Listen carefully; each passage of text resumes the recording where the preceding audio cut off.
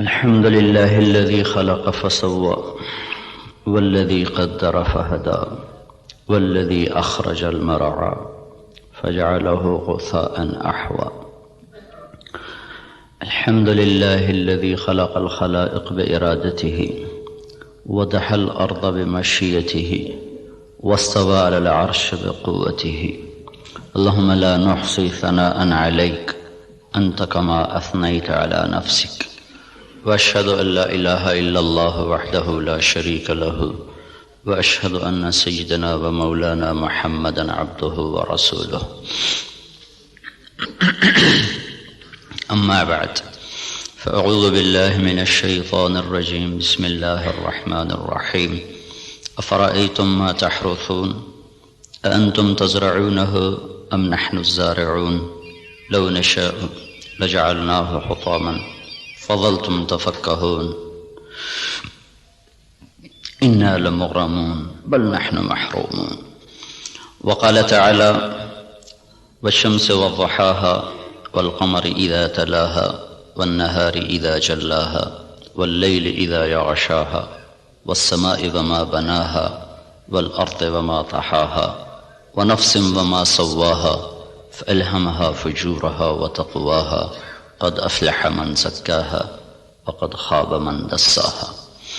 وقال النبي صلى الله تبارك وتعالى عليه وسلم: ألا فاعملوا وأنتم من الله على حذر واعلموا أنكم معروضون على أعمالكم فمن يعمل مثقال ذرة خيرا يره ومن يعمل مثقال ذرة شرا يره، أو كما قال صلی اللہ تبارک و تعالی علیہ وسلم.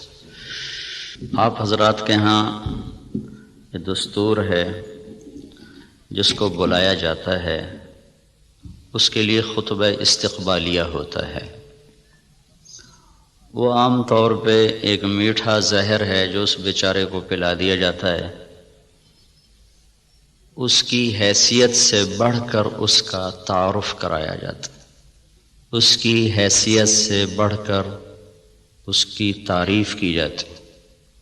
وہ پھر یہ سمجھنے لگتا ہے شاید میں واقعی ایسا ہی ہوں، پھر وہ اللہ کی نظروں سے گرنا شروع ہو جاتا ہے.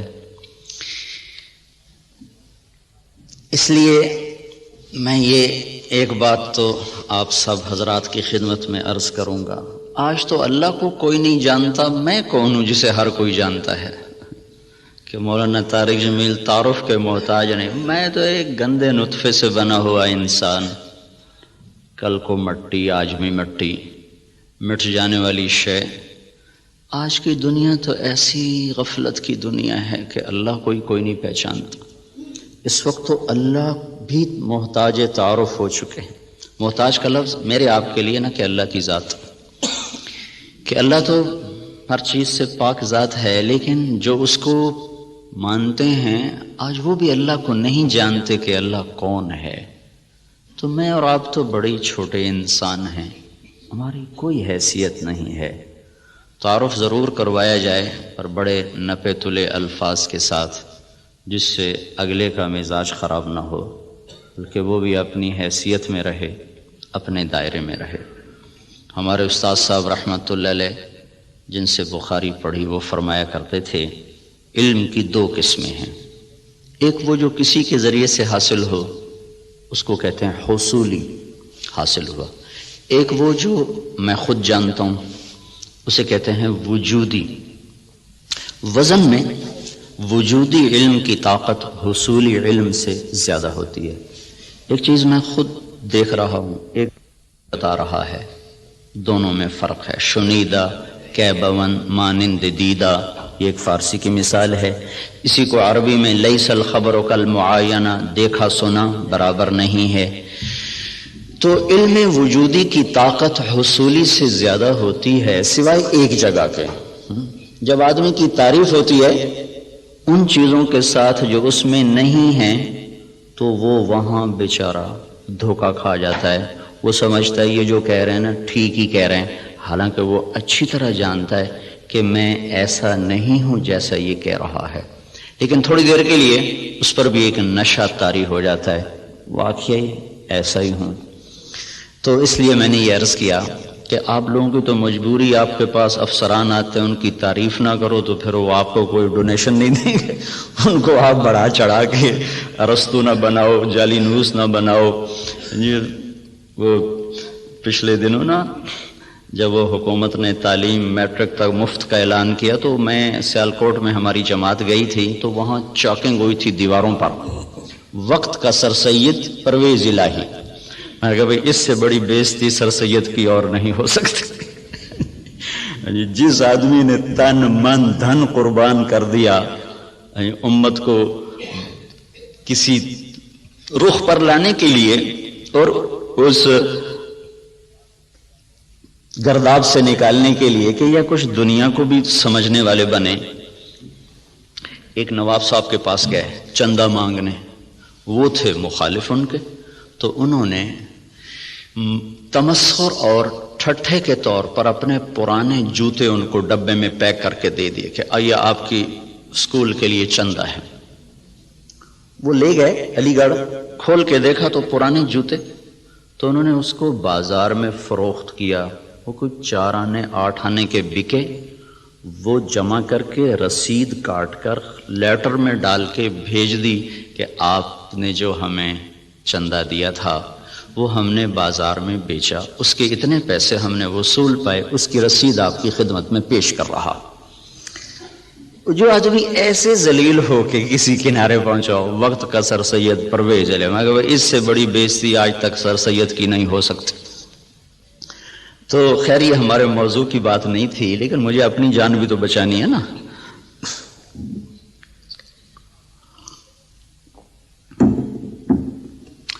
اللہ تبارک و تعالیٰ نے ہمیں ایک ذہن دیا ہے۔ اس وقت ذہن یہ ہے کہ ہم اپنی محنت کا کماتے ہیں، محنت کا کھاتے ہیں، جو کماتے ہیں جو مرضی کریں، یہ ایک ذہن جس کو ہم سرمایہ داری کا نظام کہتے ہیں۔ یہ 1925 میں ایک شخص پیدا ہوا تھا وہاں گلاسکو کا، اس نے یہ نظریہ دیا تھا، اس نے کتاب لکھی تھی دی ویلتھ آف نیشن، تو اس میں اس نے یہ نظریہ دیا تھا کہ آدمی کو کمانے میں آزاد ہونا چاہیے، جو جیسے مرضی کمائے، اس سے مال کی دوڑ لگے گی اور لوگوں کے پاس سرمایہ وافر ہو جائے گا۔ ایڈورڈ سمتھ اس کا نام تھا۔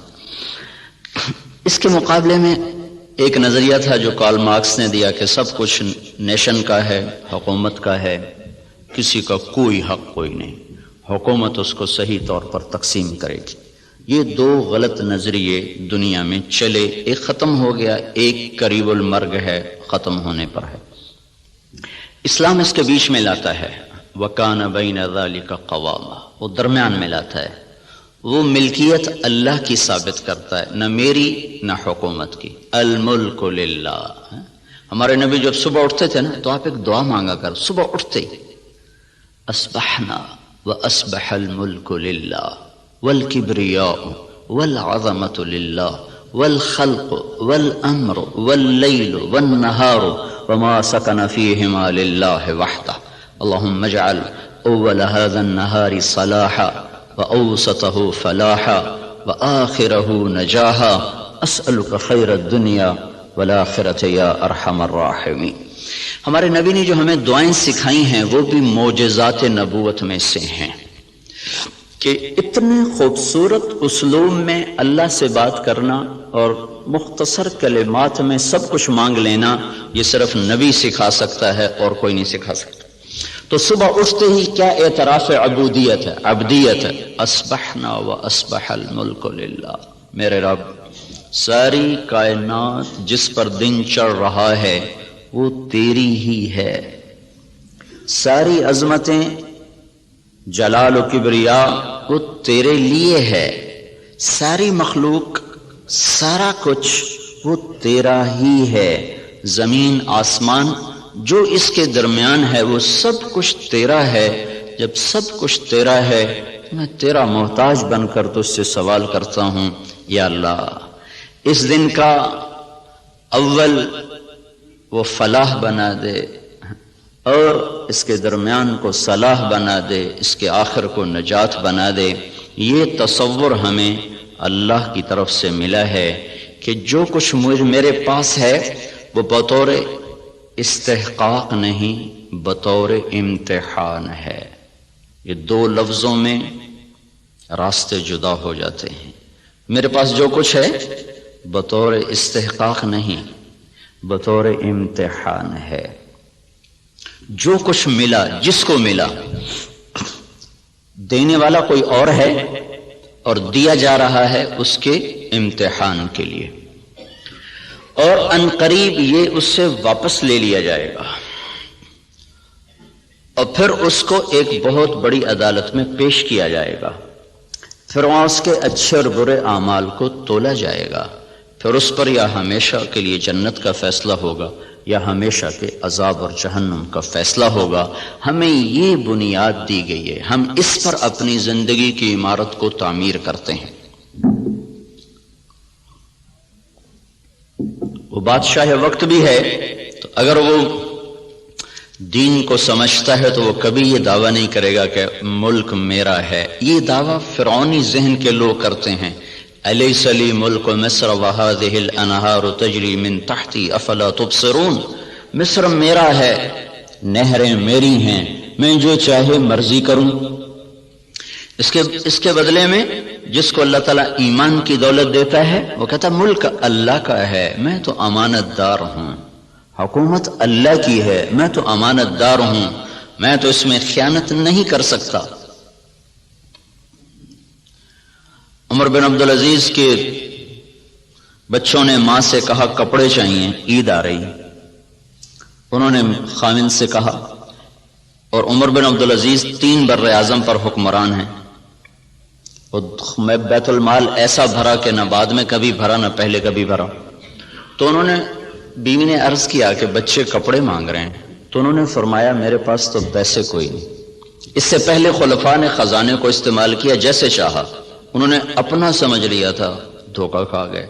ایک ایمان والا آیا، اللہ سے ڈرنے والا آیا، اس نے کہا الملک للہ، کہا فاطمہ یہ تو دولت میری نہیں ہے، یہ تو امانت ہے، میرے پاس پیسے نہیں، میں کپڑے کہاں سے لے کر دوں؟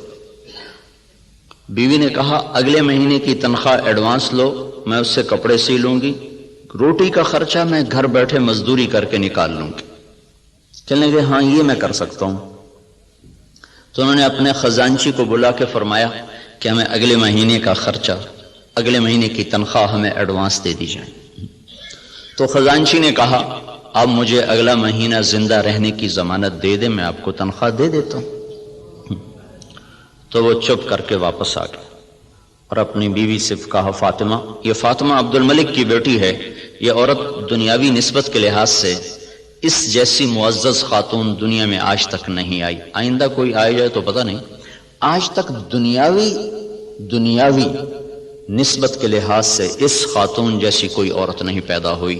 اس کا دادا بادشاہ تھا، اس کا باپ عبد الملک بادشاہ تھا، اس کے 4 بھائی ولید، سلیمان، یزید، ہشام، چاروں بادشاہ بنے، اس کا خامد عمر بن عبدالعزیز وہ بادشاہ بنا۔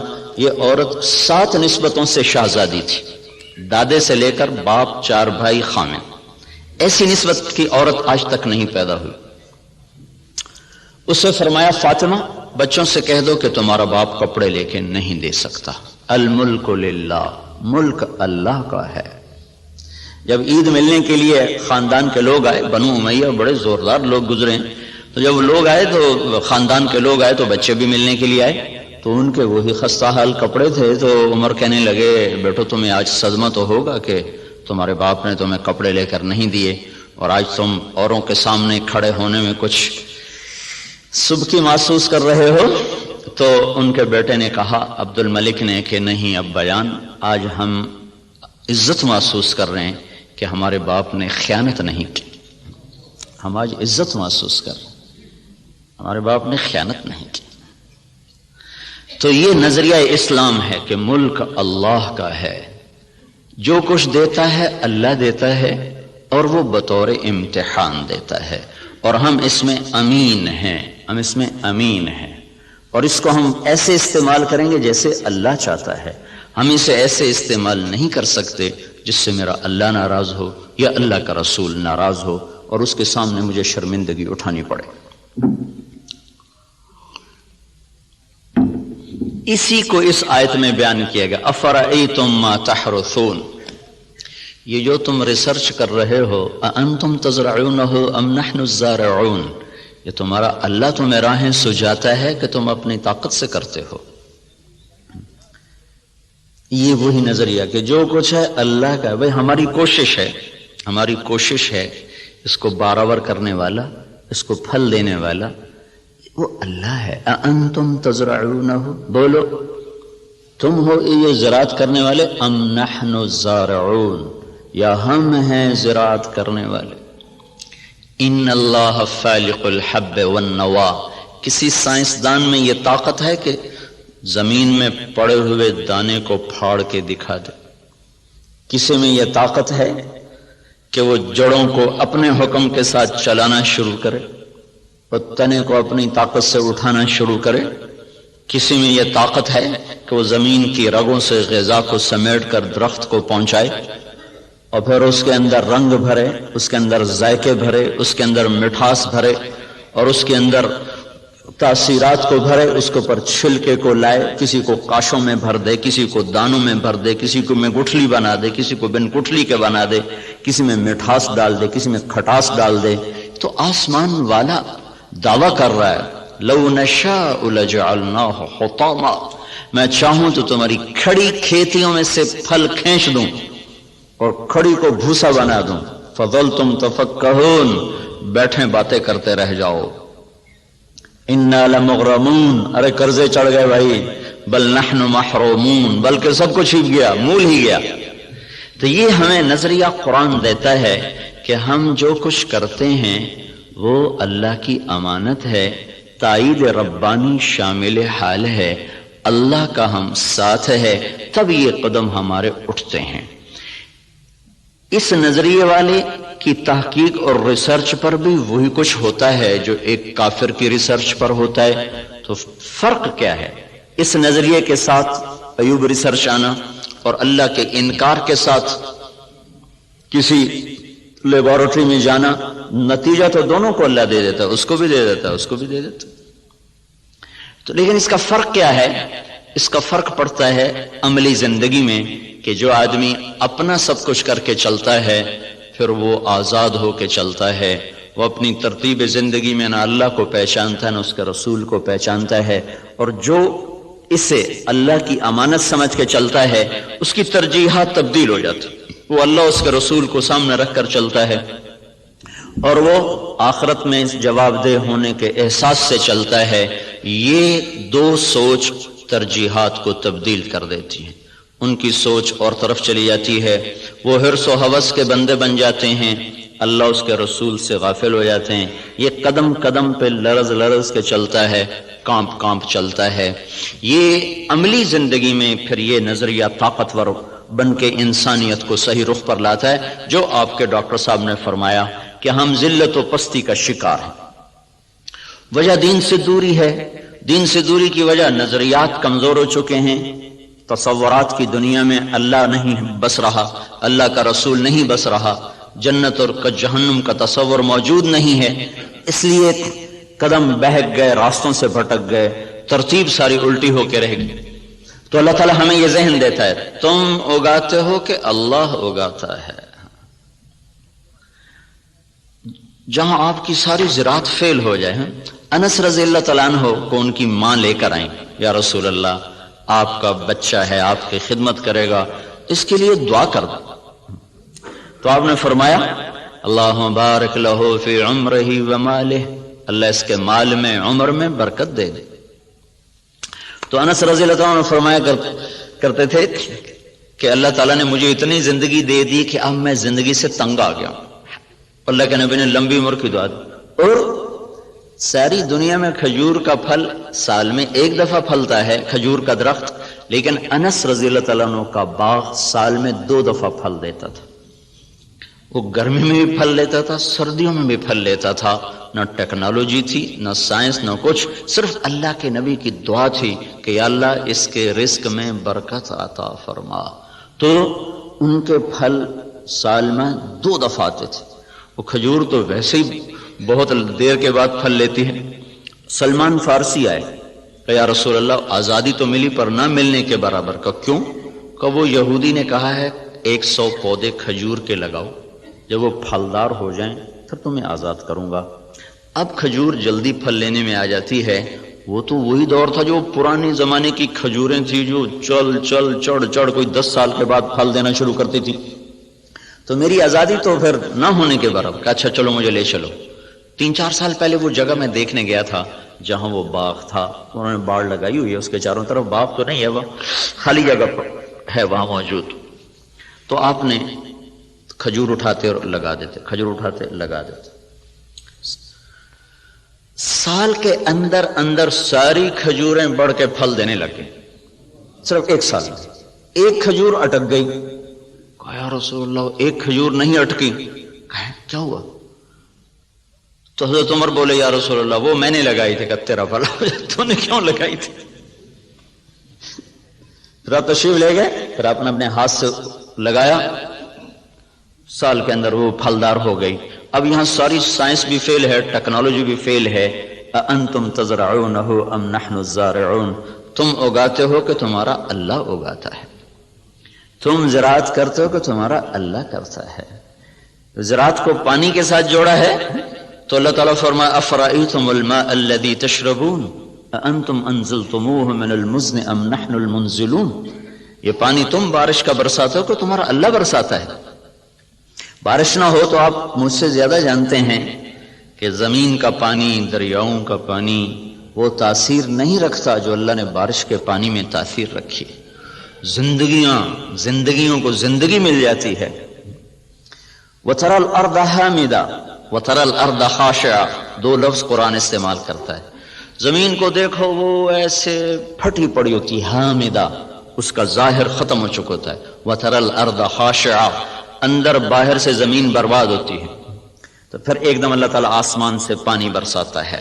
جب آسمان سے پانی اترتا ہے اہتزت وربت وانبتت من کل زوج بہیج، تو بارش سے زمین وجد میں آ جاتی ہے، رقص میں آ جاتی ہے۔ اہتزت جیسے خوشی سے لوگ جھومنے لگتے ہیں، ایسے جب تمہارا رب آسمان سے بارش برساتا ہے تو زمین خوشی سے جھومنے لگتی ہے کہ اللہ تعالیٰ اس میں وہ کچھ اتارتا ہے جو انسان کے بس میں نہیں ہے۔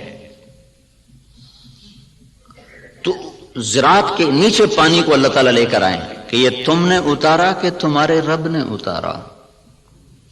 لو نشاء جعلناہ اجاجا، اگر میں چاہوں تو دنیا کے سارے میٹھے پانی کو کڑوا کر دوں تو پھر کیا کرو گے؟ کہاں سے لاؤ گے پانی؟ تو آج کل تو ٹیکنالوجی کا دور ہے نا، کوئی کہہ سکتا ہے کہ ہم پلانٹ لگا لیں گے، میٹھا بنانا شروع کر دیں گے، پانی میٹھا شروع کر دیں گے۔ تو اسی ذہن کے لیے اللہ تعالیٰ نے ایک آیت اور اتاری ہوئی ہے، قل ارأیتم ان اصبح ماؤکم غورا فمن یاتیکم بماء معین، مجھے بتاؤ جب میں تمہارا پانی ہی ختم کر دوں تو کہاں سے لاؤ گے؟ ویسے ہی ختم کر دے۔ ان اصبح ماؤکم غورا، ایک قلعہ فتح نہیں ہو رہا تھا ملک شاہ کے زمانے میں، لمبا زمانہ گزر گیا، قلعہ نہیں فتح ہوا، پہاڑی پر تھا۔ ایک صبح اٹھے تو سارے شہر والوں نے سفید جھنڈے لہرائے ہوئے دروازے کھول دیے۔ کیا ہوا بھائی؟ رات کو نظام الملک جو وزیر تھا، وزارت کے لحاظ سے شہرت پانے والوں میں اسلامی تاریخ میں نظام الملک کا نام قیامت تک رہے گا۔ بہت اعلیٰ درجے کی صفات کا حامل اور ایسی وزارت کی کہ آج تک اس کی مثالیں دی جاتی ہیں۔ وہ سالار لشکر تھا، جب وہ تنگ آ گیا نا تو اس نے رات کو اٹھ کے دعا کی، یا اللہ ہم سے نہیں فتح ہو رہا، تو راستہ کھول دے۔ صبح قلعے کے دروازے کھول کے لوگ نیچے اتر آئے، کہا جی ہم ہتھیار ڈالتے۔ کیا ہوا؟ کہ رات میں سارے شہر کا پانی خشک ہو گیا، ایک قطرہ پانی کوئی نہیں، ایک بوند پانی کوئی نہیں۔ دھنس ان اصبح ماؤکم غورا، پانی کو دھنسا دوں، کہاں سے لاؤ گے؟ اور دھنسے کو نکال دے۔ حدیبیہ پر جب پہنچے 1400 آدمی، کنواں خشک، وہ پانی ختم۔ وہ تو حادثہ پیش آ گیا کہ انہوں نے اندر جانے سے روک دے، وہ تو مکے جانے کی تیاری کر آئے تھے، راستے میں روک دیے گئے، پانی ختم ہو گیا۔ تو یا رسول اللہ پانی ختم ہے، کیا کریں؟ تو آپ نے کہا کوئی تھوڑا بہت ہو تو لاؤ۔ تو ایک آدمی تھوڑا سا پانی لے کر آیا، تو آپ نے منہ میں ڈال کے خشک کنویں میں کلی کی تو کنویں کا پانی ابلتا ہوا باہر اٹھتے اٹھتے اوپر تک آ گیا. خشک کو اٹھا دیا، کھڑے کو دھنسا دیا.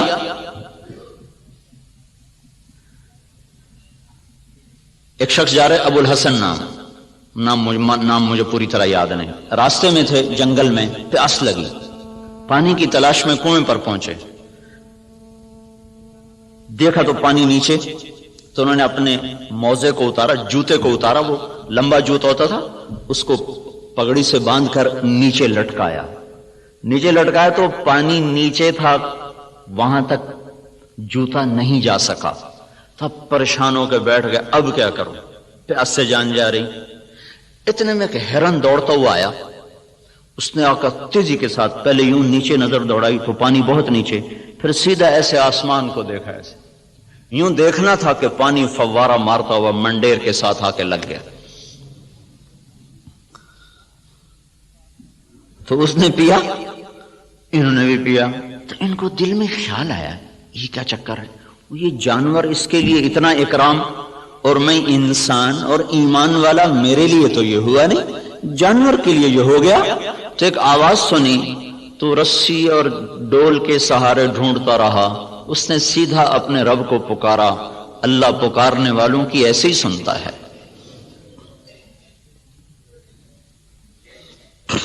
تو یہ چیز ہمیں ایک راستہ دیتی ہے کہ ہمارے سوچ کے، تحقیق کے، ترتیب کے انداز اور ہیں.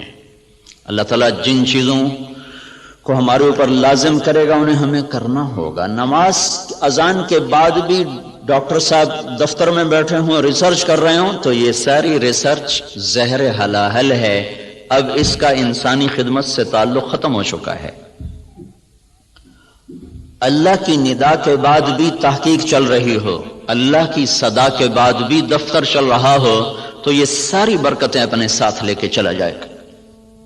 اب ہمارے لیے حکم ہے بند اذان باہر دینے کا حکم ہے. مسجد کے اندر اذان دینا مکروہ ہے. باہر بلال رضی اللہ تعالیٰ عنہ مسجد کے ساتھ ایک کوٹھا تھا، ایک صحابی کا گھر تھا، اس کی چھت پہ چڑھ کے اذان دیا کرتے تھے کہ اذان باہر کی زندگی کو معطل کرنے کے لیے ہے اور مسجد کی زندگی کو آباد کرنے کے لیے ہے.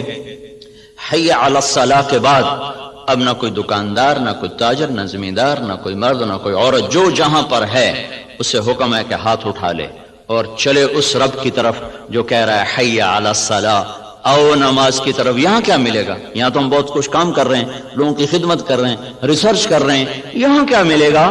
تو اس سوال کا جواب اگلے دو جملوں میں دیا گیا، حی علی الفلاح، آؤ یہیں سے کامیابی ملے گی. میں چند دن پہلے گیا تھا، ذرا یونیورسٹی وائن کو قصہ سنایا تھا.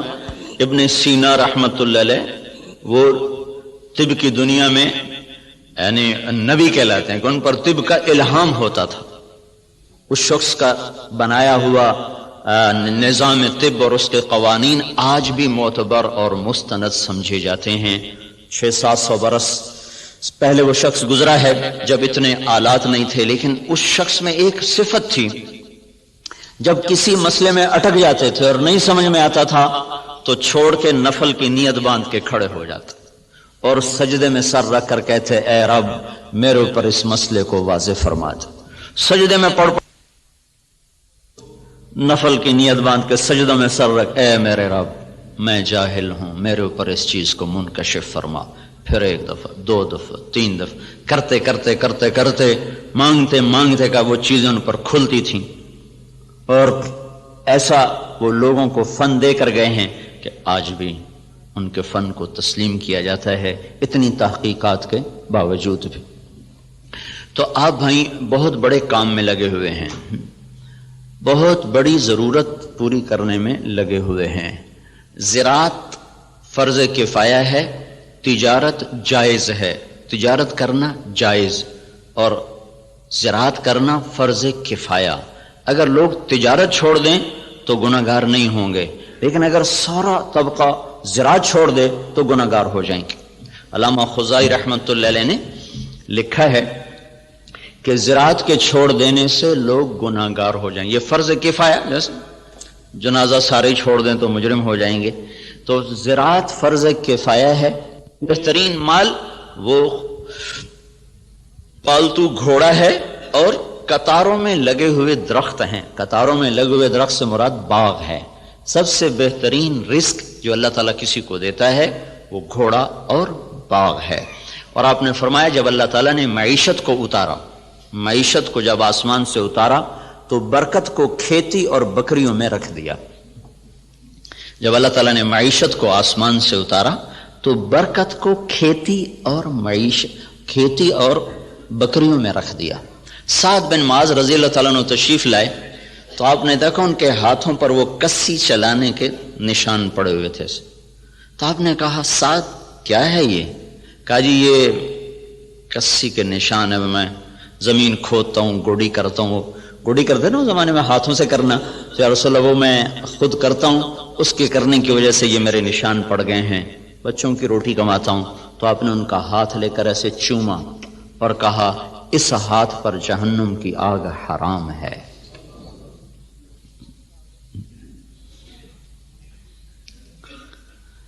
تو آپ ایک بہت بڑے شعبے سے منسلک ہیں جو، اور اللہ تعالیٰ کے محبوب صلی اللہ علیہ وسلم کو باغ بہت پسند تھے. آپ اکثر جا کر انصار مدینہ کے باغ میں بیٹھا کرتے تھے. معاویہ رضی اللہ تعالیٰ عنہ سے کسی نے پوچھا، ایک بدو سے پوچھا تجھے کون سا مال پسند ہے؟ کہنے لگا چشمہ ہو عین خوارہ وعرض خرارہ، چشمہ ہو ابلتا ہوا، زمین ہو سرسبز، او نعجۃ صفراء فی قطعۃ خضراء، یا بکریاں ہوں اور ساتھ سرسبز چراگاہ ہو، یا کھجوروں کا باغ ہو اور اس کی چھاؤں ہو. تو کہنے لگے اللہ کے بندے سونے چاندی کا تو نے ذکر ہی نہیں کیا. انہوں نے کہا امیر المومنین دفع کرو، یہ بھی کوئی چیز ہے، خرچ کرو تو ختم ہو جائیں، نہ کرو تو پتھر کی طرح پڑے رہیں. تو اللہ تعالیٰ کے محبوب صلی اللہ تعالی علیہ وسلم نے ان ہاتھوں کو چوما کہ ان پر جہنم کی آگ حرام ہے. اور معاویہ رضی اللہ تعالیٰ عنہ اتنی بڑی زراعت تھی کہ ان کے کھیت میں 5 لاکھ من گندم ہوتی تھی. جس زمانے میں یہ ایسی اقسام تیار نہیں ہوئی تھیں کہ جو ایکڑ میں 50 من ہو اور ایکڑ میں 60 من ہو. وہ پرانی ہم نے بھی تھوڑی سی رکھی ہوئی ہے باپ دادے کی 591، وہ بس ہم اپنے کھانے کے لیے 2 ایکڑ کاش کر لیتے ہیں، 15-20 من ایک ایکڑ سے وہ ہوتی. یہ اقسام نہیں تھیں اور اس کے باوجود 5 لاکھ من گندم ان کے فارم سے نکالی جاتی تھی. اور عمر رضی اللہ تعالیٰ عنہ جب خلیفہ بنے تو انہوں نے اپنے ساتھ تھوڑا بہت اپنا کام کرتے تھے، تو چلتے چلتے چلتے ان کی سالانہ جو آمدن تھی وہ 40,000 اونٹ تھے. 40,000 اونٹ عمر رضی اللہ تعالیٰ عنہ کے سارا سال وہ چراگاہوں میں چرتے رہتے تھے اور روزانہ 20 اونٹ ذبح کر کے مہمانوں کو کھلایا کرتے تھے. اور خود مہینے میں 1 دن گوشت کھاتے تھے، اپنی ذات کے لیے مہینے میں 1 دن گوشت، اور مہمانوں کے لیے روزانہ کا دستور تھا. 20 اونٹ روزانہ ذبح ہوتے تھے اور لوگوں کو کھلایا جاتا تھا. تو اب یہ تحقیق اور ریسرچ تو سب کچھ ہے اور بڑی جان بھی لگ رہی ہے، اور خود ہم دیکھ رہے ہیں کہ ہماری 5 من کپاس ہوتی تھی، اب وہی 30 من ہو رہی ہے، 35 من تک چلی جاتی ہے. ہماری 15-20 من گندم ہوتی تھی، وہ 60 من تک خود میرے اپنی زمین میں نکلی ہے. اوسط کے لحاظ سے تو نہیں، لیکن 2, 4, 10 ایکڑ ایسے ہر دفعہ دیکھے کہ ان پہ 60 من تک گندم چلی گئی، 100 من تک مکی چلی گئی ہے. لیکن وہ جو ڈاکٹر صاحب نے بات کی تھی کہ ذلت تو ساتھ نہیں چھوڑ رہی، وہ تو اسی طرح چھائی ہوئی ہے. اتنی فراوانی کے باوجود ذلت سروں سے جائی نہیں رہی کہ اس کے لیے ایک اور نظام ہے، اس کے لیے اور اسباب ہیں. اس ریسرچ و تحقیق و تدقیق کے ساتھ ایک نظام اور ہے، وہ ہے اللہ اس کے رسول کی پسندیدہ ترتیب زندگی کو بھی سیکھنا اور اس کو بھی اپنی زندگی میں شامل کرنا اور اس کو لے کر ساری دنیا میں پھرنا. اس امت کا جو کام ہے وہ ساری دنیا کے انسانوں کو اللہ کا تعارف کروانا اور اللہ کے دین کی طرف بلانا ہے۔ وہ پہلو ہمارا بالکل خالی ہو گیا ہے۔ میں مکہ میں تھا تو مجھے ایک ملے، اس کے پی ایچ ڈی تھے ارضیات کے، ایک جگہ کھانے پہ ان سے ملاقات، وہ مجھ سے کہنے لگے آپ کے پاکستان کی جو زمین ہے، ساری دنیا میں ایسی زمین کسی ملک کے پاس نہیں ہے جو اللہ تعالیٰ نے قدرتی اس کے اندر صفات رکھی ہیں، دنیا کے کسی خطے میں یہ صفات موجود نہیں۔ میں نے کہا آپ کی بات درست ہے، لیکن ایک اور ہمیں وائرس لگ گیا ہے جس نے ہماری ہر شے کو برباد کر دیا ہے، وہ بددیانتی اور خیانت کا وائرس ہے جو جان ہی نہیں چھوڑ رہا۔ امریکن سنڈی بھی مر گئی اور کپاس کے وائرس کا بھی علاج ہوگا۔ تو بیوٹی کپاس میں نے اس دفعہ 10 ایکڑ کاشت کی تجربے کے طور پر، جس پر سنڈی ویسے ہی نہیں آتی، وہ نہیں آئی، ہم نے 10 ایکڑ کاشت کیا تجربے کے طور پر، اس پر سارے سیزن میں کوئی سنڈی کا اٹیک نہیں ہوا سوائے لشکری سنڈی کے۔ تو وائرس کو بھی کنٹرول ہو گیا، سنڈیاں بھی کنٹرول ہو گئیں، لیکن یہ جو بددیانتی کا وائرس لگا ہے یہ مصیبت خانہ بڑھتا ہی جا رہا ہے، بڑھتا ہی جا رہا ہے۔ جب تک یہ اندر سے نہیں نکلے گا اللہ تعالیٰ کی نظروں سے ہم گرتے رہیں گے، گرتے رہیں گے، گرتے رہیں گے۔ کہ محبوب پاک صلی اللہ تعالی علیہ وسلم کا ارشاد ہے اذا اتخذ الفیء دولا، جب میری امت میں حکومت کے افسران بددیانت ہو جائیں گے اور حکومت کے خزانے کو خود لوٹنا شروع کر دیں گے، والامانۃ مغنما، اور عوام الناس بھی بددیانت ہو جائیں گے، جس کے پاس امانت رکھی جائے گی وہ کھا جائے گا، والزکاۃ مغرما، اور مالدار لوگ بخیل ہو جائیں گے اور زکوٰۃ دینا چھوڑ دیں گے، وتعلم لغیر الدین، اور جب میری امت کے علماء کا رخ اللہ کی طرف بڑھنے کی بجائے بادشاہوں کی طرف بڑھنا شروع ہو جائے گا اور علم دین کو اللہ کی بجائے دنیا کے لیے حاصل کیا جانے لگے گا، وَأَطَاعَ الرَّجُلُ زَوْجَتَهُ، اور لوگ بیویوں کے فرما بردار ہو جائیں گے، وَعَقَّ أُمَّهُ، اور ماؤں کے نافرمان ہو جائیں گے، اور ادنا صدیقہ، دوست کو دیکھ کر باہیں پھیلا کر گلے سے لگائیں گے، وَأَقْصَى أَبَاهُ، باپ کو دیکھ کر ان کو دھکا دے کے راستے سے ہٹا دیں گے،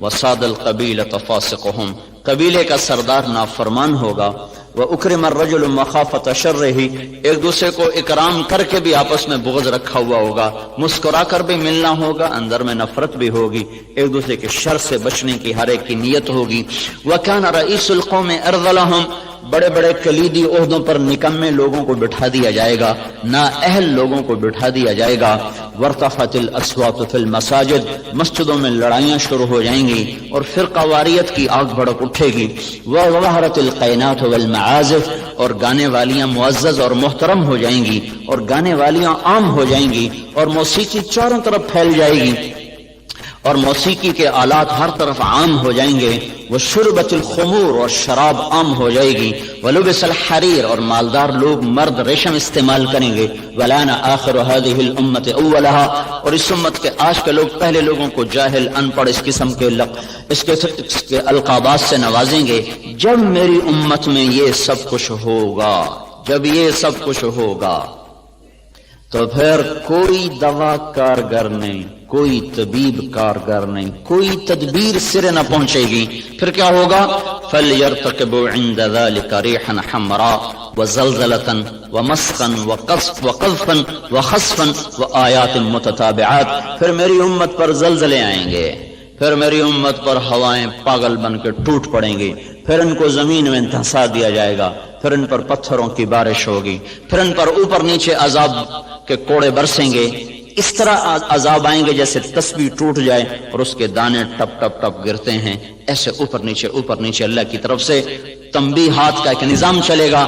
جب تک ان برائیوں سے یہ نکلیں گے نہیں، اس وقت تک انہیں کوئی اللہ کے ہاں عزت نہیں دلا سکتا، نہ یہ دنیا بنا سکتے نہ یہ آخرت بنا سکتے۔ کافر اور ہم میں فرق ہے، وہ جو مرضی کریں، اگر وہ دنیا کے اسباب کو ٹھیک استعمال کر لیں گے تو اللہ ان کے حق میں نتیجہ دے دے گا۔ وہ جو مرضی کریں، شراب پئیں، زنا کریں، جو مرضی کریں، سود کھائیں، اگر انہوں نے 2 اور 2 کو جمع کر دیا تو اللہ 4 کر دے گا۔ اگر ہم نافرمانی کے ساتھ ان سے بھی زیادہ دنیا کے میدان میں محنت کریں گے تو اللہ ہمارے نتیجے بند کر دے گا، 2 اور 2 کو 4 بھی نہیں ہونے دے گا، بیچ میں حائل ہو جائے گا۔ وَلَنُذِيقَنَّهُم مِّنَ الْعَذَابِ الْأَدْنَىٰ، دون العذاب الاکبر لعلہم یرجعون، تمہارا قانون اور ہے، ہم تمہیں تمہارے گناہوں پر دنیا میں جھٹکا دیں گے، تمہیں چھوٹے چھوٹے عذاب دیں گے، بڑا عذاب نہیں دیں گے تاکہ تم توبہ کرو۔ اور غیر مسلم کے لیے قانون ہے ذرہم یأکلوا ویتمتعوا ویلہہم الامل فسوف یعلمون، انہیں موت تک چھٹی دے دو، جو کرنا چاہتے ہیں یہ کر لیں، ان کی اکٹھی پکڑ موت کے بعد ہے۔ تو اس وقت مخلصین کی محنت دنیا کے میدان میں بھی ہے، دین کے میدان میں بھی ہے۔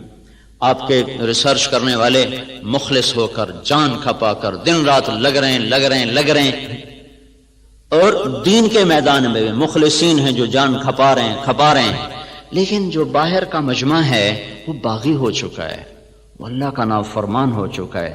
100 میں 90 آدمی بے نمازی ہے، 95 آدمی بے نمازی ہے، 100 میں 5 آدمی اٹھ کے سجدہ کرتے ہیں۔ آپ اپنے ملازم کو سامنے بیٹھے کو 5 دفعہ بلائیں، بات سنو بات سنو بات سنو، وہ ایک دفعہ سر اٹھا کے بھی نہ دیکھے تو آپ کا کیا رویہ ہوگا اس کے ساتھ؟ اور اللہ تعالیٰ روزانہ 5 دفعہ سورے فضاؤں میں ارتعاش پیدا ہو جاتا ہے، حی علی الصلاۃ حی علی الصلاۃ حی علی الصلاۃ۔ نہ ریڑھی والا اٹھتا ہے، نہ سائنسدان اٹھتا ہے، نہ تاجر اٹھتا ہے، نہ مزدور اٹھتا ہے۔ 95 آدمی بغاوت کا جھنڈا بلند کیے ہوئے ہوں۔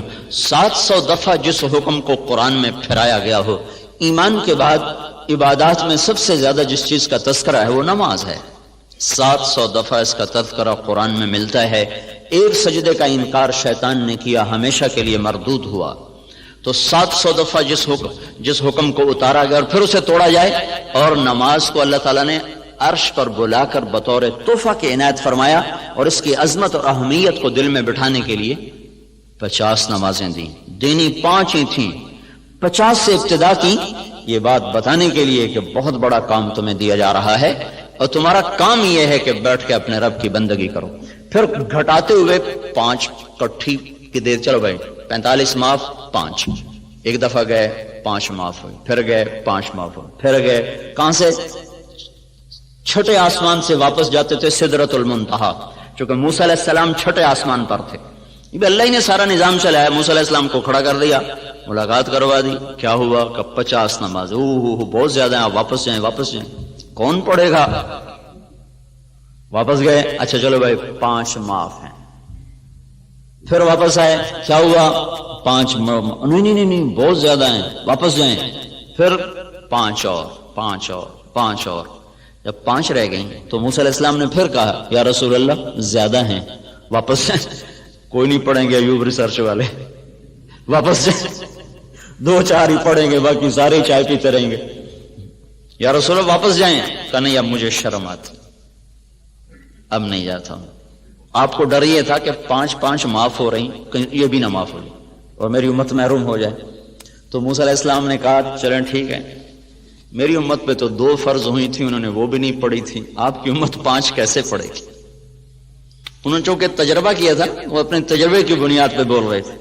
بنو اسرائیل پہ 2 نمازیں فرض تھی، فجر کی 2 رکعت، عصر کی 2 رکعت، بس، باقی نفل کو جتنے مرضی پڑھے 2 نماز، اور اس میں رکوع کوئی نہیں تھا، اللہ اکبر سیدھا سجدے میں، اور اس میں تلاوت کوئی نہیں تھی، جو کہ اپنی کتاب تو یاد ہی نہیں کر سکتے تھے، تورات زبور انجیل نے مٹ جانا تھا، تو اللہ نے اس کا نظام ایسا بنایا کہ اس کو یاد کو نہیں کر سکتا تھا، تو لہٰذا ان کی نماز میں تسبیح ہوتی تھی، سبحان اللہ سبحان اللہ سبحان اللہ، جو بھی ان کی زبان میں تھا، الحمدللہ اللہ اکبر، وہ تسبیح پڑھتے رہتے تھے اور پھر سیدھے سجدے میں چلے جاتے تھے۔ اللہ تعالیٰ نے ہماری نماز کو مزین کیا قرآن کی تلاوت کے ساتھ۔ قرآن کو باقی رکھنا تھا تو اس کے حافظ پیدا فرما دیے۔ دنیا میں واحد کتاب ہے جو بن سمجھے یاد کی جاتی ہے، بن سمجھے یاد کرائی جاتی ہے۔ یاد کرنے والا بچہ ہے پاکستانی جس کو پتہ ہی نہیں میں کیا یاد کر رہا ہوں، یاد کرانے والا استاد قاری ہے جس نے عربی کو نہیں پڑھا، اسے کچھ پتہ نہیں میں کیا یاد کرا رہا ہوں، اور اس کی تنخواہ اتنی تھوڑی ہے کہ وہ بیمار ہو جائے تو نزلے کی دوا بھی اپنی تنخواہ میں سے نہیں لے سکتا۔ اس کے بچے کی شادی ہو تو اپنی تنخواہ میں 1 جوڑا کپڑے لے کر اپنی بیٹی کو نہیں دے سکتا۔ اتنی قلیل تنخواہ کے ساتھ وہ اپنے آپ کو چٹائی کے ساتھ سی کر بیٹھا ہوا ہے، اور ساری زندگی اس کی ایک کمرے میں گزر جاتی ہے، درسگاہ سے گھر، گھر سے درسگاہ۔ اتنی بڑی مشقت پر اس کو کس نے آمادہ کیا ہے؟ یہ آسمان کا غیبی نظام ہے جس نے قلوب کو مسخر کر دیا ہے، اور ایک طبقہ یاد کر رہا ہے، دوسرا یاد کرا رہا ہے۔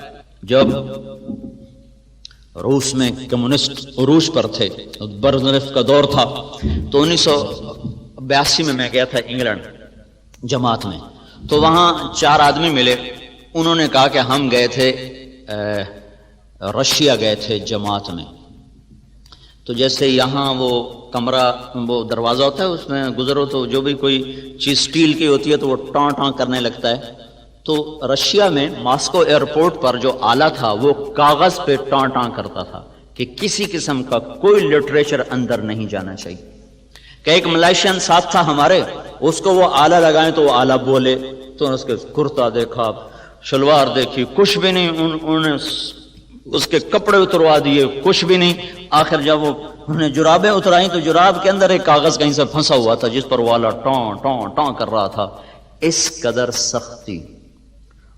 لیکن میرے رب کا نظام کیا ہے کہ ہم ایک جگہ تھے تو ایک بچے نے ہمارا بازو پکڑا، پہلے اس نے دائیں بائیں دیکھا کوئی ہے تو نہیں، کوئی نہیں تھا، تو اس نے بازو پکڑا اور لے کے کمرے میں گیا اور دروازے بند کر کے کنڈیاں لگا کے میرے سامنے بیٹھ کر قرآن پڑھنا شروع کر دی زبانی، اور پھر مجھ سے کہنے لگا اشارے میں کہ تو بھی سنا، تو میں کہ مجھے تو آتا نہیں، وہی 10 صورتیں آتی ہیں، تو کہنے لگے پھر ہم نے وہاں پوچھا کہ آپ لوگوں نے قرآن کو کیسے باقی رکھا، تو انہوں نے کہا کہ جب ہم پر یہ ہوا 1917 میں لینن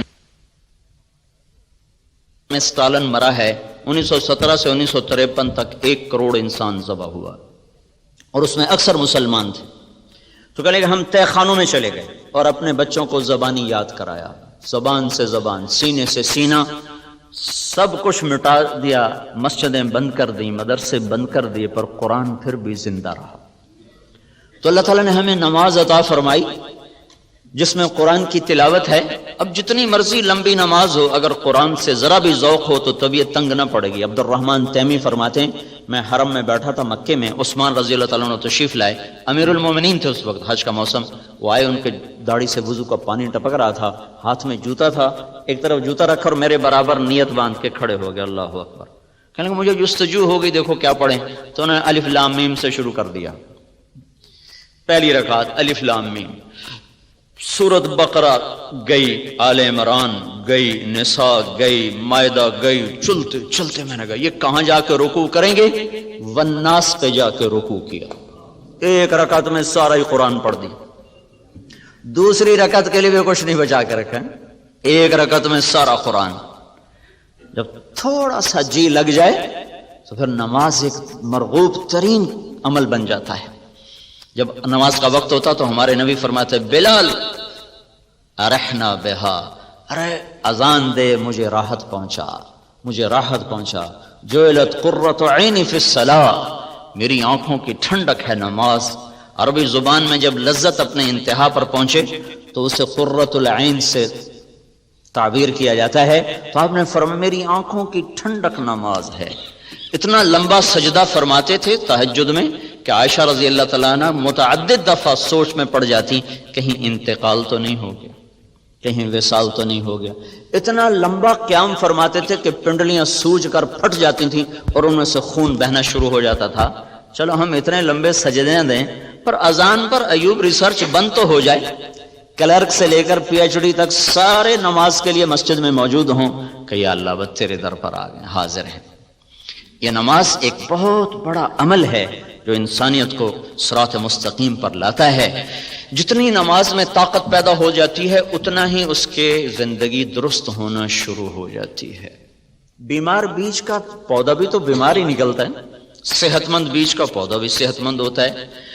نمازیوں کی 5 قسمیں ہیں، ابن القیم رحمۃ اللہ علیہ نے لکھی ہیں۔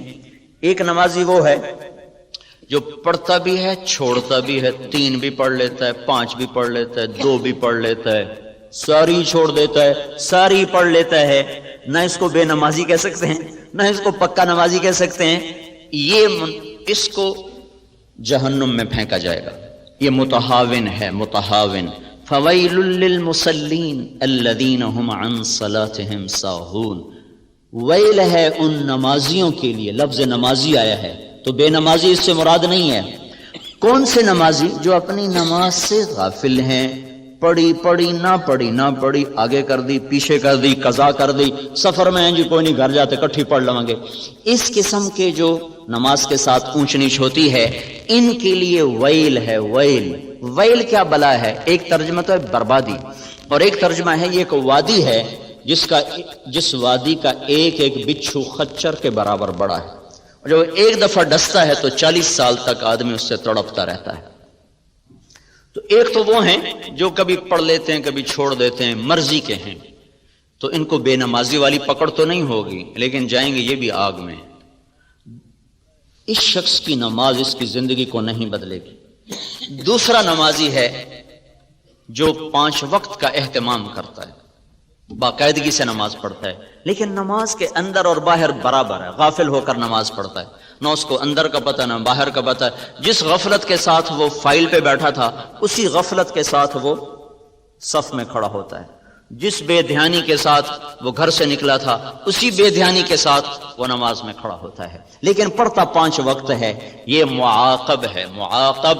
یہ نماز کے چھوڑنے یا غفلت کی وجہ سے جو پکڑ ہے اس میں نہیں آئے گا، لیکن اس کی ڈانٹ ڈپٹ ہوگی، تنبیہ ہوگی، معاقب۔ اس کی نماز بھی اس کی زندگی پر اثر انداز نہیں ہوگی۔ اس میں وہ جواب آ گیا ہے جو نماز پڑھ کے بھی لوگ رشوت لیتے ہیں، نماز پڑھ کے بھی لوگ گالیاں دیتے ہیں، نماز پڑھ کے بھی لوگ یہ کرتے ہیں۔ ایسی نماز کا کیا فائدہ؟ یہ بات تو غلط ہے۔ ایسی نماز کا فائدہ یہ ہے کہ نماز نہ پڑھنے کی سزا نہیں ملے گی، گالی دینے کی سزا ملے گی، نماز نہ پڑھنے کی سزا ملے گی۔ یہ اس سے بدرجہ بہتر ہے جو گالیاں بھی دیتا ہے نماز بھی نہیں پڑھتا، 2 جرم ہو گئے۔ جو رشوت بھی لیتا ہے نماز بھی نہیں پڑھتا، اس کے 2 جرم ہو گئے۔ قرآن کا دستور ہے فَمَن يَعْمَلْ مِثْقَالَ ذَرَّةٍ خَيْرًا يَرَهُ وَمَن يَعْمَلْ مِثْقَالَ ذَرَّةٍ شَرًّا يَرَهُ۔ رائی کے برابر اچھائی کر لو تو اس کا اجر ملے گا، رائی کے برابر برائی کر لو تو اس کی سزا ملے گی۔ اب اس میں سے اللہ جس کو چاہے معاف کر دے۔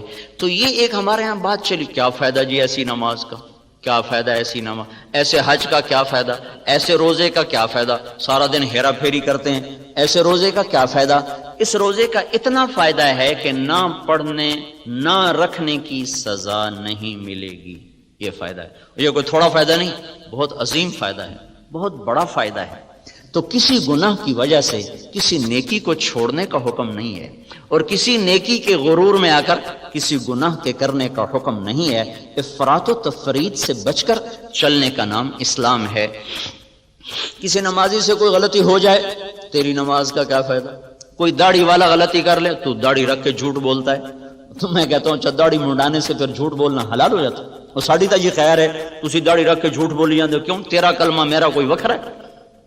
بھائی جھوٹ کا حرام ہونا داڑھی کی وجہ سے تو نہیں، جھوٹ کا حرام ہونا تو کلمے کی وجہ سے ہے۔ سچ کی پابندی داڑھی کی وجہ سے نہیں ہے، سچ کی پابندی تو کلمے کی وجہ سے۔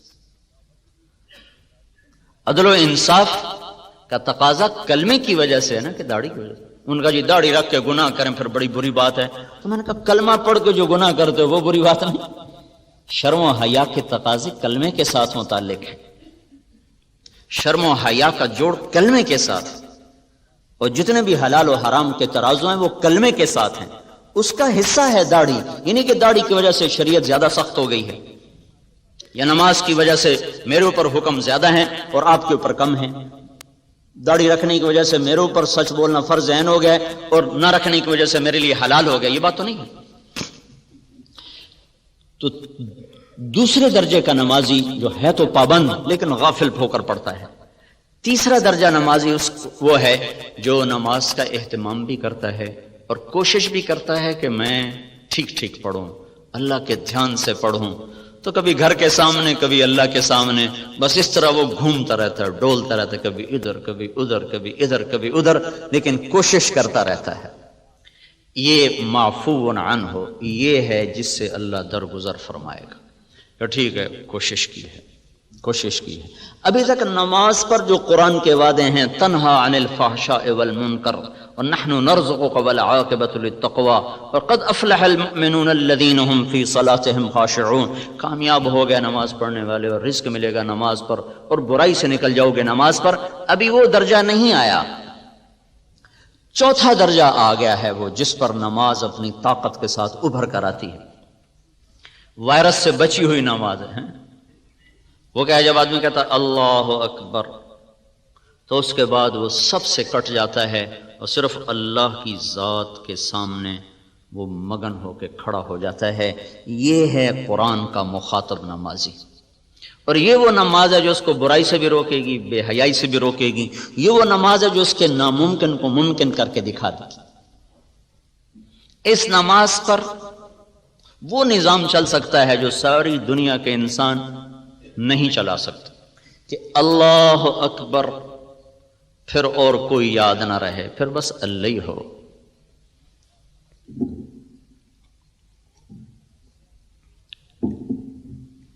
عروہ بن زبیر رضی اللہ تعالیٰ عنہ کا پھوڑا نکلا ہے پاؤں میں، وہ آگے بڑھنا شروع ہوا تو طبیب نے کہا کاٹنا پڑے گا ورنہ یہ سارا زہر پھیل جائے گا.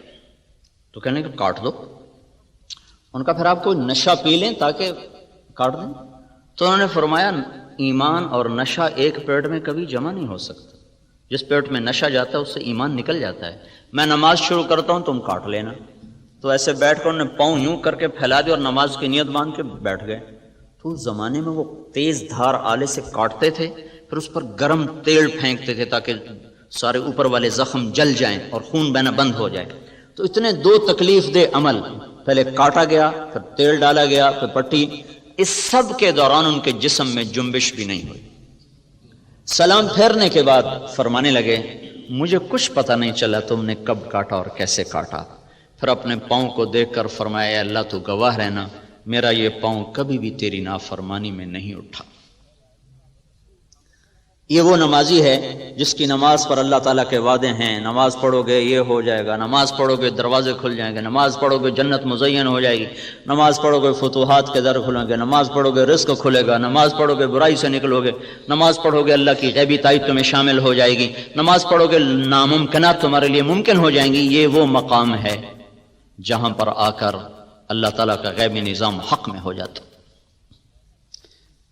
پانچواں درجہ ہے جو بہت خال خال لوگوں کو ملتا ہے، جو اللہ کے نبی نے فرمایا تھا کہ نماز آنکھوں کی ٹھنڈک بن جائے، نماز راحت بن جائے، نماز ساری تھکن دور کر دے. جعلت قرۃ عینی فی الصلاۃ، نماز آنکھوں کی ٹھنڈک بن جائے. یہ مقربین لوگ، وہ 22ویں گریڈ کے لوگوں کو یہ نماز ملتی ہے. جب وہ اللہ اکبر کہتے ہیں تو پھر وہ ساری دنیا سے غافل ہو جاتے ہیں. ابو ریحانہ رضی اللہ تعالیٰ عنہ جہاد کے سفر سے واپس آئے، یا کسی سفر سے، صرف سفر کا لفظ ہے. تو جب رات کو کمرے میں بیوی کے ساتھ خلوت میں آئے تو کہنے لگے 2 نفل پڑھ لوں پھر بیٹھتا ہوں. کہنے لگے پڑھ لو. 2 نفل جو شروع ہوئے، رات ڈھلتے ڈھلتے ڈھلتے ڈھل گئی اور ابو ریحانہ کے نفل ختم نہ ہوئے، یہاں تک کہ مؤذن کی اذان پر جا کر انہوں نے نماز ختم کی، سلام پھیرا تو ان کی بیوی نے کہا ابو ریحانہ یہ کیا جفا ہے، پہلے سفر کی جدائی، پھر کمرے میں رہ کر یہ میرے اوپر زیادتی، کیا میرا حق نہیں تھا؟ کہنے لگے مجھے اللہ کی قسم میں بھول گیا. کہنے لگے اللہ کے بندے ایک کمرے میں بیٹھ کر تو کیسے بھول گیا؟ یہ ہمارے تو لوگ چلے میں جاتے ہیں نا، وہاں بھی روز فون بیویوں کو کرتے ہیں، کیا ٹھیک ہے آج کی پکائے نے، کیا پالک پکائے. چلے میں جا کر بھی یہ جو موبائل فون روز. ایک مولوی صاحب سال لگا رہے تھے میرے پاس، کہنے کہ بیوی کا خط نہیں آ رہا، بڑا پریشان. میں نے کہا اچھا ٹھیک ہے دعا کرو. تو کوئی 15-20 دن گزرے تو میں گزرا تو وہ مولوی صاحب جو تھے نا ایسے لیٹے ہوئے، امریکہ سے آئے تھے سال لگانے کے لیے جماعت، تو لیٹے ہنس رہے تھے. اب یقین مانے مجھے کچھ پتہ نہیں، لیکن میں نے اندازہ لگایا کہ لگتا ہے خط آ گیا. میں نے کہا مولوی صاحب کیا بیگم کا خط آ گیا؟ کہنے لگے ہاں آ گیا. اور یہاں ایک کمرے میں ان کو یاد ہی کوئی نہیں ہوا میرے پاس کوئی ہے. تو وہ کہنے لگی اللہ تیرا بھلا کرے، تجھے میں کیسے بھول گئی، تیرے برابر تو بیٹھی ہوں. کہنے لگے جب میں نے قرآن پڑھنا شروع کیا تو میرے آگے جنت کھل گئی، مجھے کچھ یاد نہیں رہا. یہ بھی نماز کا ایک درجہ ہے. اور چلو یہ نہ صحیح، اتنا تو ہو، کوئی ادھیڑ بن تو ہو، کچھ ادھیڑ بن تو ہو. ادھیڑنا ہی ادھیڑنا، بخیے ادھیڑ کے رکھ دیے، کچھ بنے کچھ ادھڑے. اتنی تو ہو جائے نماز کبھی اللہ کے سامنے کبھی گھر کے سامنے. جب ایسی نہ پڑھ سکیں تو پھر بعد میں اس لیے تو ہے جب آپ سلام پھیرتے تو کہتے تھے اللہ اکبر، پھر کہتے تھے استغفر اللہ استغفر اللہ استغفر اللہ، میرے مولا مجھے معاف کر دے، مجھے معاف کر دے، مجھے معاف کر دے. کون سا گناہ کیا ہے جس پر معافی مانگی جا رہی؟ یہ کیا ہے کہ جیسے تیرے سامنے کھڑا ہونا تھا میں نہیں کھڑا ہو سکا، مجھے معاف کر دے.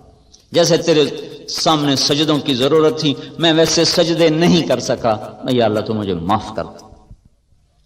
تو اللہ تعالیٰ آپ کو وہ سجائے گا، وہ علم آپ پر کھولے گا کہ جیسے آج کا یہاں کا بڑا ڈاکٹر وہ ہے جو یورپ سے امریکہ سے ڈگری لے کر آ رہا ہو، پھر ایک وقت آپ اپنی آنکھوں سے دیکھیں گے کہ وہاں سے دنیا اڑ اڑ کر آئے گی اور آپ سے سیکھے گی کہ ہمیں بھی بتاؤ. 700 سال تک اسپین مرکز نہیں رہا، قرطبہ کے یونیورسٹیاں بھری ہوتی تھی ساری دنیا کے طلبہ سے، بغداد کی یونیورسٹیاں بھری ہوتی تھی ساری دنیا کے طلبہ سے. کھچ کھچ کر انسانی 1000 برس تک انسانوں کو قانون دیا ہے، زندگی کے راستے بتائے ہیں. 200 سال سے زوال ہوا ہے تو ہم اتنے احساس سے کمتری کا شکار ہو گئے کہ جیسے ہمارے پاس کوئی سرمایہ کوئی نہیں.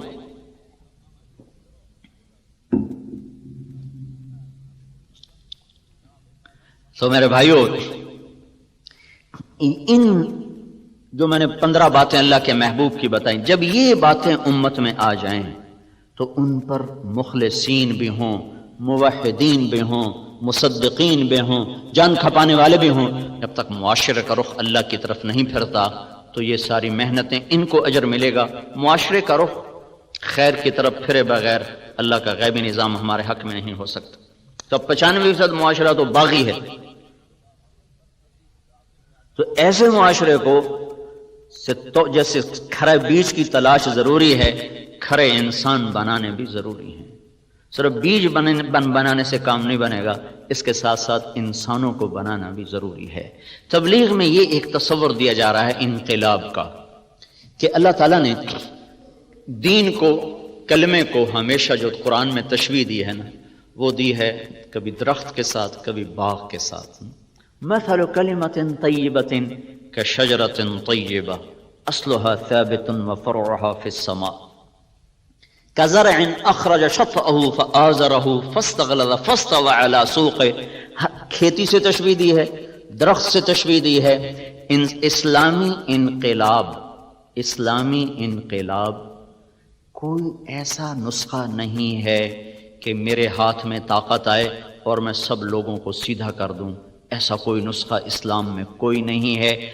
آپ مجھ سے یہ مطالبہ کریں مولوی صاحب کل تک ڈاکٹر افضل والی ڈگری لے لو ورنہ تیرا سر اڑا دیا جائے گا یا تجھے 10 کروڑ دیا جائے گا، دونوں چیزیں میرے لیے بیکار ہیں. کہ ڈاکٹر افضل صاحب کی ڈگری ایک محنت کا نام ہے، نہ کہ ایک لیبل کا نام ہے.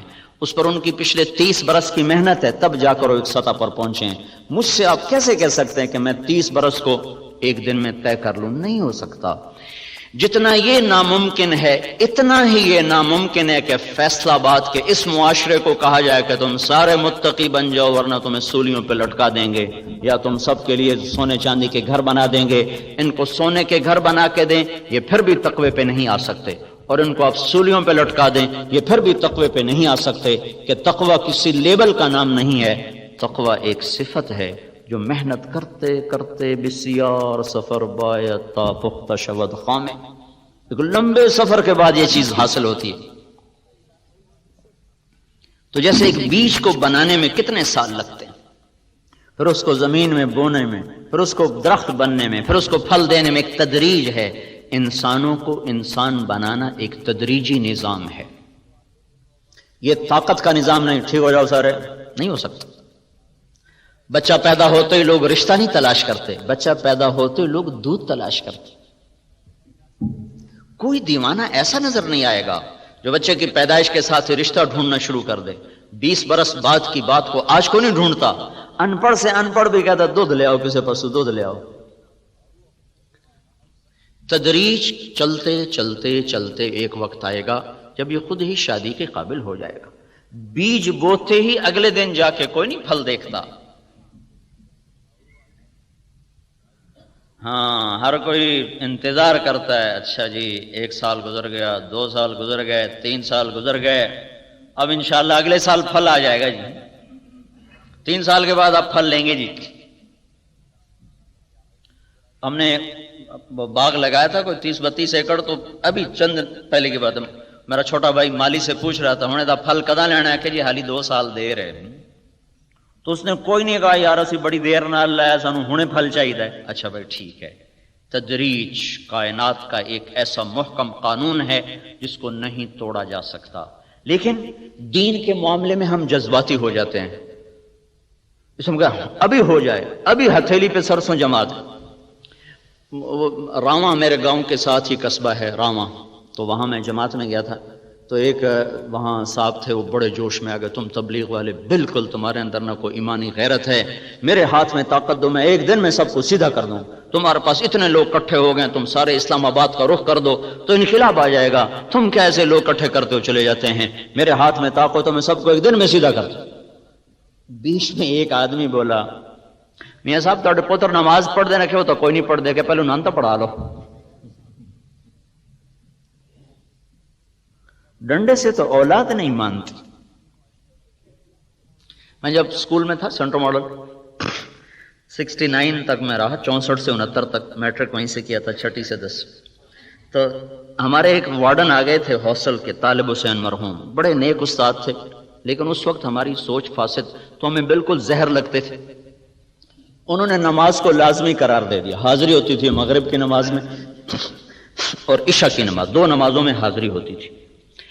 تو عشاء کی نماز ہو رہی تھی، میں سب سے پچھلی صف میں کھڑا تھا، میرے برابر میں ایک لڑکا مرید کے کا آ کے کھڑا، میرا روم میٹ تھا، 1 سال مجھ سے پیچھے تھا، تو اس نے آ کر نماز کی نیت باندھی، 4 رکعت نماز فرض عشاء واسطے طالب حسین دے، اللہ اکبر۔ ہاں جی وہ میری نماز بھی ٹوٹ گئی، اور میں کہا ایک ہی کیتا ہے کہ میں تو طالب حسین دی پڑھدا پیا، رب دی تو پڑھدا کوئی۔ تو ہم لوگ جو کہتے ہیں حکومت تم تبلیغ والے ایسے ہی بس مری مری باتیں کرتے ہو، ڈنڈا ہاتھ میں سب کو سیدھا کر، وہ ایسے سیدھے ہوں گے جیسے وہ سیدھا ہوا تھا، واسطے طالب حسین دے، اللہ اکبر۔ افراد کو بنانا پڑتا ہے، حکم سے نہیں بنتے، افراد تیار کیے جاتے ہیں، اور ہر اینٹ کو الگ الگ پکایا جاتا ہے، ہر اینٹ الگ الگ آگ مانگتی ہے، تب جا کر وہ تیار ہوتی ہے، پھر جا کر وہ دیوار پہ لگتی ہے۔ ایسے ہی معاشرے کو ایمانی اصولوں پر لانے کے لیے ہر مرد عورت پر الگ محنت کرنا ہوگی، ورنہ اللہ نبیوں کو شروع میں ہی دے دیتا معجزے، پھونک مارتے سارے ٹھیک ہو جاتے۔ معجزات نہیں دیے گئے، معجزات دیے گئے قوت کو بتانے کے لیے، ایسا کوئی معجزہ نہیں دیا گیا کہ ایک نظر ڈالیں اور سب سارے ایمان لے آئیں۔ اللہ کے نبی سے بڑھ کر کس کی نظر ہوگی؟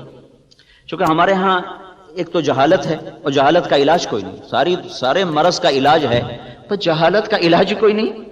اور ہم ہندوازم سے آئے اسلام میں تو جوگ کا ایک تصور ہے، ان کے کرتب، ان کے کرشمے اور ان کی وہ عجیب و غریب حرکات سکنات، اسی پر ہم ولایت کو بھی تولتے چلے گئے۔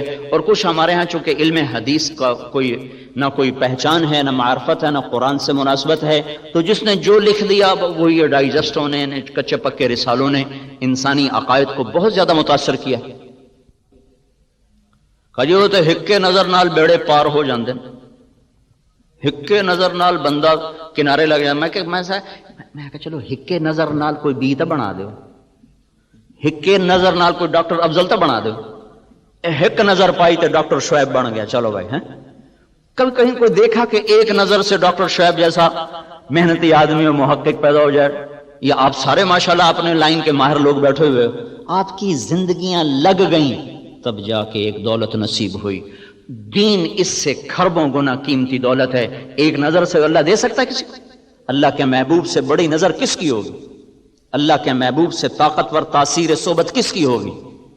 اور آپ کو کتنی تمنا تھی کہ قریش میری قوم ایمان لے آئے، قوم نے نکالا، ایمان نہیں لائے۔ 250 آدمی ٹوٹل مسلمان تھے جب آپ مکہ چھوڑ کر تشریف لے گئے، 250 ٹوٹل، 13 برس کی محنت میں 250 آدمی۔ یہ زمانہ کرشمات کا نہیں ہے، معجزات کا نہیں ہے، اسباب کا جہان ہے، انسان بنانے پڑتے ہیں۔ اور انسان بنتا ہے مسجد میں جا کر۔ مسجد ہے جو انسان کو انسان بناتی، مسجد کی زندگی، مسجد کا ماحول ہے جو انسان کو انسان بناتا ہے، جس سے لیبارٹری میں آ کر سائنس کھلتی ہے، مسجد میں جا کر انسانیت کھلتی ہے۔ یہ پہلا گھر اللہ نے زمین پر بنایا تو مسجد کو، ان اول بیت وضع للناس للذی ببکۃ مبارکا، پہلا گھر جو ہم نے زمین پہ بنایا ہے وہ بیت اللہ کو بنایا ہے، مسجد کو بنایا۔ ہمارے نبی جب مدینے میں گئے سب سے پہلے قباء میں گئے تو مسجد بنائی، مدینے میں پہنچے تو مسجد کو بنایا، پھر امت کا تعلق مسجد کے ساتھ جوڑا۔ یہ تعلق انسانوں کو انسان بناتا ہے۔ تو بھائی تبلیغ کا تصور انقلاب یہ ہے کہ ایک ایک دانے کو بنایا جائے، اور دانے کو طاقت سے نہیں بڑھایا جاتا، دانا اپنے قدرتی ایک نظام کے ساتھ بڑھتا ہے، پھر خود بخود وہ درخت بن کر اوپر تک چلا جاتا ہے۔ ایسے ہی انسانوں کو انسان بنانے کے لیے ایک محنت ہے، جب اس دھارے میں ڈال دیا جاتا ہے تو آہستہ آہستہ آہستہ وہ خود انسانیت کے مراحل کو طے کرتے ہوئے پھلدار بن جاتے ہیں۔ تحریکوں میں شور و شغب ہوتا ہے اور مثبت کام خاموشی سے ہوتے ہیں۔ درخت مثبت کاموں میں یہ فرق ہے، منفی کاموں میں شور ہوتا ہے، ہنگامہ ہوتا ہے، نتیجہ کوئی نہیں ہوتا۔ مثبت کام چپ کر کے ہوتے ہیں، خاموشی سے پھول کھل جاتا ہے اور اپنے آپ مہکنا شروع کر دیتا ہے۔ خاموشی کے ساتھ درخت سایہ دار بن کے پھیل جاتا ہے، روزانہ بڑھتا ہے پر پتہ نہیں چلتا، روزانہ قد آور ہوتا ہے پر شور نہیں ہوتا۔ بچہ ماں کی گود میں روز بڑھتا ہے پر پتہ نہیں چلتا، اور وہ 6 پاؤنڈ کا ہو کر وہ 50 کلو تک چلا جاتا ہے اور پتہ نہیں چلتا، شور نہیں ہوتا۔ مثبت کام ایسے خاموشی کے ساتھ اپنا سفر شروع کرتے ہیں اور وہ ایک زندگی کو اپنی لپیٹ میں لے لیتے ہیں۔ ایک عرصے کے بعد مولانا الیاس صاحب رحمۃ اللہ علیہ نے تحریکی راستوں سے ہٹ کر مثبت راستوں پہ کام شروع کیا۔ 6 بر اعظم میں اللہ نے تبلیغ کی محنت کو متعارف کرا دی۔ یہ میں آپ کو کسی عقیدت کی وجہ سے نہیں کہہ رہا ہوں کہ مجھے دین کا تعارف تبلیغ کے ذریعے سے۔ ہمارا بیک گراؤنڈ ایک ذمہ دار فیملی ہے، اور ایسی فیملی جو لوکل، ہم مہاجر پھر بھی کچھ آئے تھے تو کچھ ان کو سوجھ بوجھ تھی، ہم لوکل پنجاب کے، ہمیں لوگ جانگلی کہتے ہیں، ہم جانگلی لوگ تھے، جنگل میں رہتے ہیں۔ مجھے سمجھ میں نہیں آتا تھا لوگ ہمیں جانگلی کیوں کہتے ہیں، پھر مجھے پتہ چلا میرے باپ کے انتقال پر نا تعزیت کے لیے ہمارے ایک آیا آدمی، کہاں سے؟ شوج آباد ہم سے کوئی 60-70 کلومیٹر نا، وہ یہ وہاڑی سے آگے ہے لڈن، وہ دلتانوں سے ہمارے تعلقات تھے، تو وہاں سے ایک آدمی آیا اونٹ پہ سوار، عمر کتنی تھی؟ 82 سال، اونٹ پہ بیٹھ کر لڈن سے وہ کوئی 50 کلومیٹر کا سفر کر کے آیا۔ مجھ سے کہنے لگا میں تیرے دادے دا نوکر ہوں۔ میں نے پتہ لگ گیا بھائی اللہ بخش مر گیا ہے، میں آیا پرچاون تو میرے ہاتھاں دا بال آئی۔ اس نے یہ عقدہ کھولا کہ یہ سارا جنگل ہوتا تھا اور ذمہ دارہ کوئی نہیں ہوتا تھا، زمینیں تھی، جنگل، اور جنگل میں ہم تمہاری بھینسیں چراتے، گائے چراتے، راوی ہم سے قریب ہے، کم صبح جاتے تھے شام کو لے کر آتے تھے۔ جنگل میں کہا میں نے یہاں شیر بھی دیکھے ہیں، ہرن بھی دیکھے ہیں، سب کچھ میں نے یہاں دیکھا ہوا ہے۔ تو تم لوگ، اس دن مجھے سمجھ میں آ گئی ہے ہمیں لوگ جانگلی کیوں کہتے ہیں۔ اور فطرت کیا تھی، وہ 82 سال کا ہو گیا تھا۔ میں کہ چاچا ہوں تو بالکل کنارے لگا کھلا ہے، ہوں تو داڑھی رکھ لا، اتنی تیری عمر ہو گئی۔